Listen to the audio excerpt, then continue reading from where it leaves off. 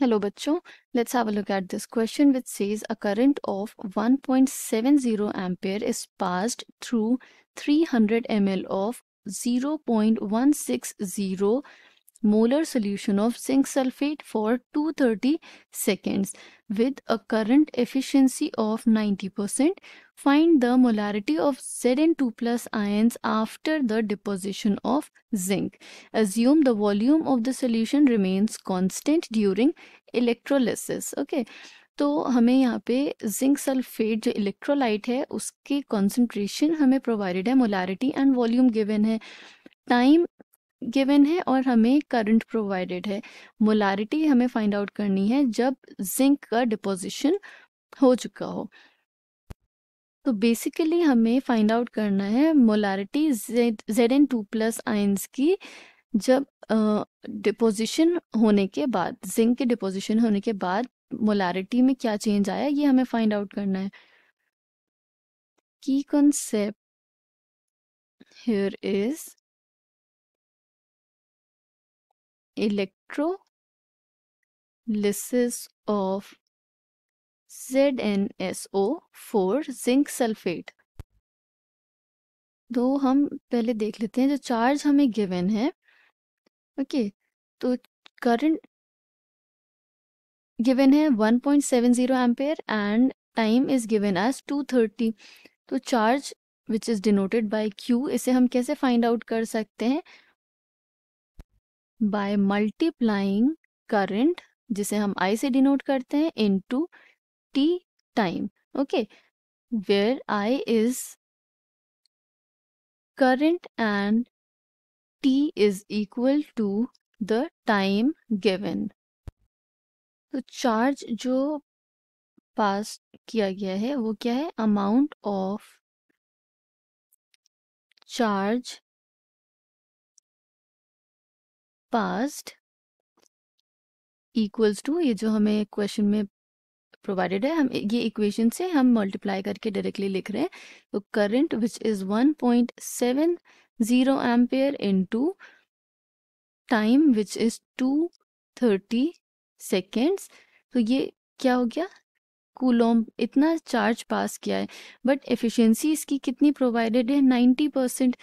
तो actual charge जो पास हुआ है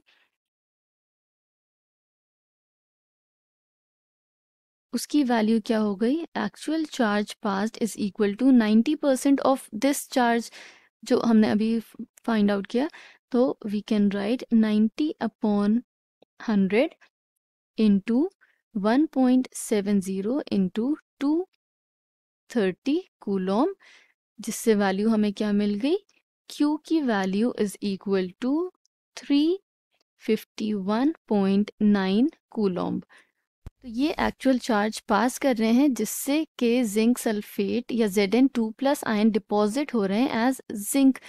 तो उसकी रिएक्शन हम देख लेते हैं डिपोजिशन की। तो Zn2 plus ions will accept 2 electrons और वो डिपॉजिट हो जाएंगे as Zn, right, in elemental form. तो इलेक्ट्रॉन्स कितने इन्वॉल्व हैं यहाँ पे? 2 electrons are involve. Okay, 2 electrons are involve. तो 1 मोल ऑफ इलेक्ट्रॉन का चार्ज हमें पता है 1 faraday which is equal to 96,500 coulomb. यहाँ पे 2 इलेक्ट्रॉन्स प्रेजेंट है तो चार्ज क्या हो जाएगा? It will be 2 into 96,500 Coulomb, right. तो यहाँ हम सिंपल रिलेशन से फाइंड आउट कर सकते हैं कि 2 into 96,500 coulomb charge produces or deposit how many moles? 1 mole of zinc। Okay, तो यहाँ पे अगर हम देखें तो 2 इलेक्ट्रॉन्स के एडिशन के बाद 1 मोल ऑफ जिंक डिपॉजिट हो रहा है। ओके, और हमने चार्ज कितना फाइंड आउट किया है? 351.9। तो 351.9 Coulomb will produce or deposit how many moles? It will be 2 into 96,500 into 351.9 इससे हमें मोल्स मिल जाएंगे which will be 0.00182 moles of zinc. इतने मोल्स डिपॉजिट होंगे जब हम करंट पास ऑन करेंगे 351.9 कूलॉम, सॉरी 351.9 कूलॉम चार्ज से इतने मोल्स प्रोड्यूस होंगे जिंक के। ओके, तो हमें मोल्स हमने फाइंड आउट कर लिए हैं, हमें वॉल्यूम प्रोवाइडेड है विच इज 30 ml, हम कॉन्सेंट्रेशन फाइंड आउट कर सकते हैं। तो मोलैरिटी कैसे फाइंड आउट कर सकते हैं? It is given by number of moles per litre of volume, तो वॉल्यूम इन लीटर्स, मोल्स को हम n से डिनोट करते हैं।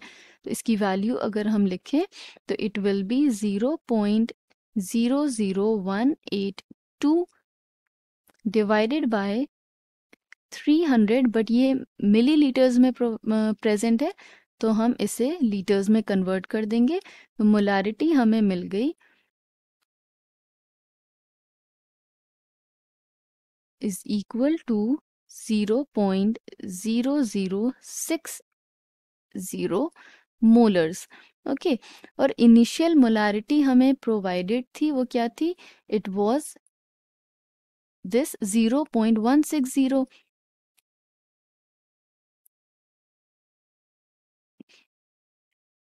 Initial molarity was equal to 0.160 molars. ये तो फाइनल मोलारिटी क्या हो जाएगी? Equals to 0.160 minus 0.0060 molars, which will give 0.154 molars. So this is the molarity after the deposition of zinc from Zn2 plus ions, right? So I hope you understood it well. Thank you and best of luck.